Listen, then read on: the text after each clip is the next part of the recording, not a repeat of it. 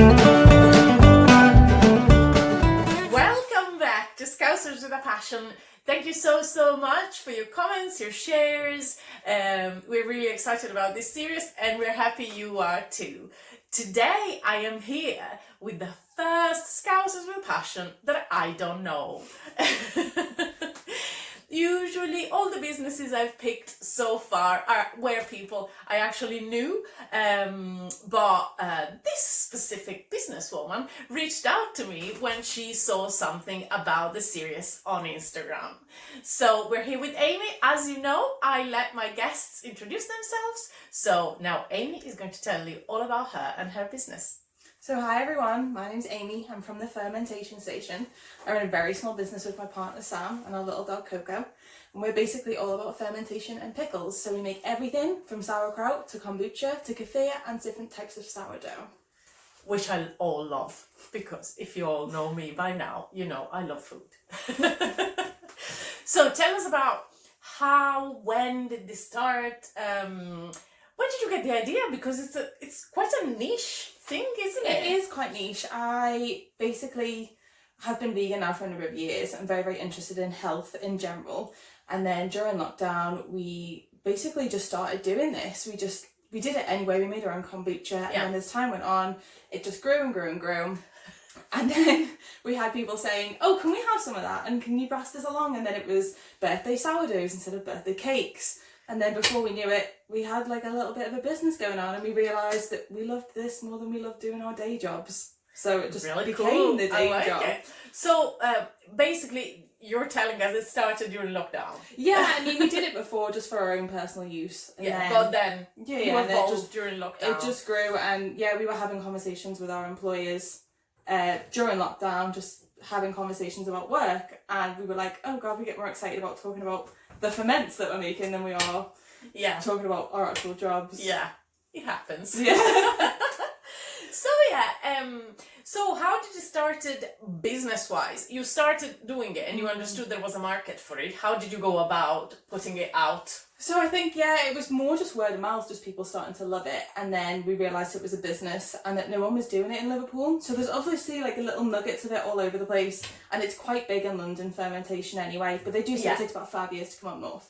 And we just decided to register it and just start making. So it's just been a very slow process of, right, okay, what do we need? Well, we need like containers and we need this, and we've got a really clear brand idea of what we want and what colours we wanted to go for. And it was just basically organic. It's how anyone grows their business. Yeah. I already owned a business, so I knew the process, although it was a completely different corporate business rather than a food business. Being in food has been an eye-opener for me of all the little box ticking, and I agree, like it should be like that, but it is it has taken a bit of a learning curve. It is.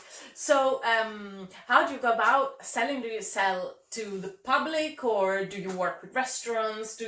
How does it work? It's a bit of both at the moment. So we are still getting up and running, in a sense of we're still working on labels and things like that. So we obviously can't sell publicly without labels. So that will be up and coming, and obviously look at our social media. But it is both ways. So we are selling to the public. If you guys want to buy stuff, then you can approach us on Instagram and Facebook and all of those places. And then like small businesses. So there's a couple of restaurants in town that stock our stuff for. So our sourdough crackers for cheese boards and kefirs as part of their soft drink menu and things like that. So it does work both ways, and we do enjoy that. It isn't just the public and it isn't just restaurants, and we are working on subscription packages so that would be different every month. So people could sign up for like a subscription. You get an autumn box, a spring box, those sort of things as well. Oh, very nice. I'm gonna get one of those. So for everyone who's thinking, you've got, you had a business before, so it must have been easy for you. We should say that this started in a private kitchen, like in a home kitchen. So this series, I always say, is for people to understand it's not easy to start a business, but there is ways if you want to do it. Yeah, of course. And so can you tell us a bit about the fact that you started from a kitchen, isn't it? So sometimes this might have you might encounter some resistance from people because you're doing it from your own kitchen, isn't it? But if the product works. I think for us, when we started, it was in the middle of lockdown, and we were actually getting a new kitchen halfway through lockdown. So halfway through, like, everything just stopped, and we live in a little terrace house, so everything was just, the hollow downstairs was full of boxes. We couldn't do anything. And it was like, yeah, where do we actually do this from? Because you can go and rent a commercial kitchen, but it's really expensive, and we aren't in that position because we're new in all of those things. And you want to test the market first. Yeah, of course. You don't want to invest in a 6-month contract somewhere and then find out 6 months later that there's no market for it. So at this moment in time, where we're currently filming and where we're based is actually my nan's kitchen, which also makes me very happy because my nan taught me an awful lot. She's one of my biggest role models. So to be in her space is really, really lovely, especially when she's not here anymore. Yeah. So that, I mean... it's really nice. It's a nice memory, and the fact that, like, she is very proud of me doing these things. I love that. I absolutely love that. And I think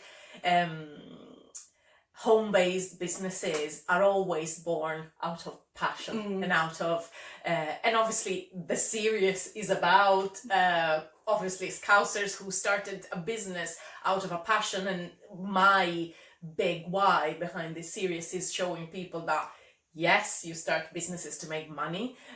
We all start businesses to make money, and it's absolutely fine to make money, but you don't just make money when you start a business out of a, proper 100% just business idea. And making your passion become a business means that you're always going to have the drive to bring it forward. It does come back to that. We were having conversations with our jobs and being like, not that we don't want to do them, like, I'm really passionate about my other business, but it gets to a point where I just love doing this and I want to do this every day. Yeah. I can always go back to that, but at this moment in time, it's that saying, isn't it? If you love what you do, you never work a day in your life. Yeah, absolutely. So how is it going for you, and what are the plans for the future? So at this moment in time, like, it's going really well. Sam, my partner, is now officially like a full-time member of this team, which is very scary. Then it's just the two of you and you're doing this all day, every day. But yeah, like, full force ahead, getting into more restaurants, getting into more bars. Basically, we want to do workshops. We want to meet you guys. We want to have conversations. We want to teach you about what ferments are and what you can do with them. One of our main drives is not only making the ferments, but teaching you how to use them on a plate. So we do this series called Pickles on a Plate, where if you bought something from us, we'll always tell you what meals to put them on. So you never just buy something, put it in the fridge, and you never see it again. So eat it all from the jar, like I should do. We just basically want to become a member of this community, which we have, I think, done so far. We're a really friendly bunch. We just want to say hi and teach you guys, and hopefully you'll see us everywhere and you'll enjoy us. Everywhere. I like that. I really like that. So this, I suppose, takes me to the next question, which is somehow obvious for you, but it is, why Liverpool?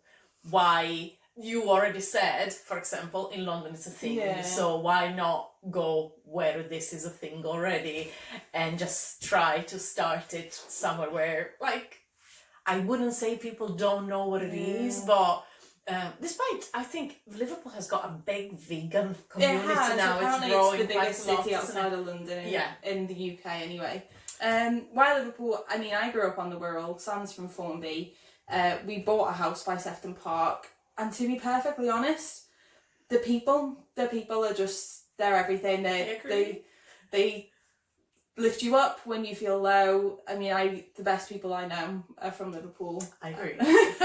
My parents are from Liverpool. My family are all from Liverpool, and it's one of those places. Yeah, we could move somewhere else, but why would you move away from home when everyone is so open to learning and being part of this movement for us? And it's a big, it's a very good environment for new businesses, isn't it? I find that Liverpool welcomes new businesses and new things with open arms, and then maybe it doesn't work. I mean, I've seen things being really big in the first 3 months, and then just people just going, well, you know what, I tried you don't work, bye.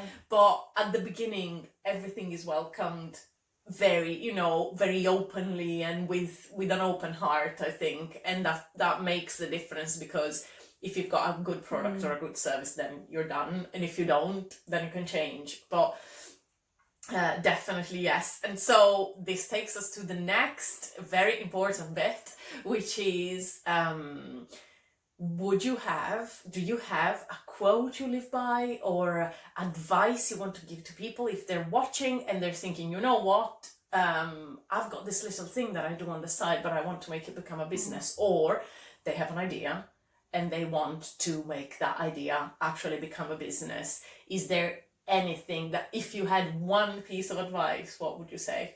I mean, I don't know that there's necessarily a quote that I live by, but just to go off a pun in terms of fermentation, like, go with your gut. I love that. Honestly, like, I think do what makes you happy. Our lives are far too short, and they really are. Do what makes you happy. Collaborate with people that you trust and are respectful and you want to be part of. I would say go with your gut and collaborate as much as possible. I love that. Yes. So obviously you've told us that you're on Instagram and Facebook. Tell us where do people come to check you out? So what do they do if they want to buy, etc, etc, etc. We are on Instagram at the Fermentation Station UK. The same on Facebook as well. We're currently setting up our website, so it is just a coming soon page at the moment, but it is www.thefermentation-station.co.uk.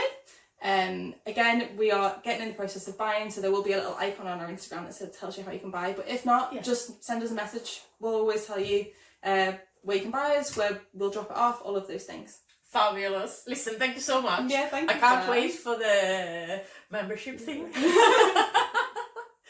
And I wish you the best of luck. Thank you so much for And coming. we'll see you soon. Thank you.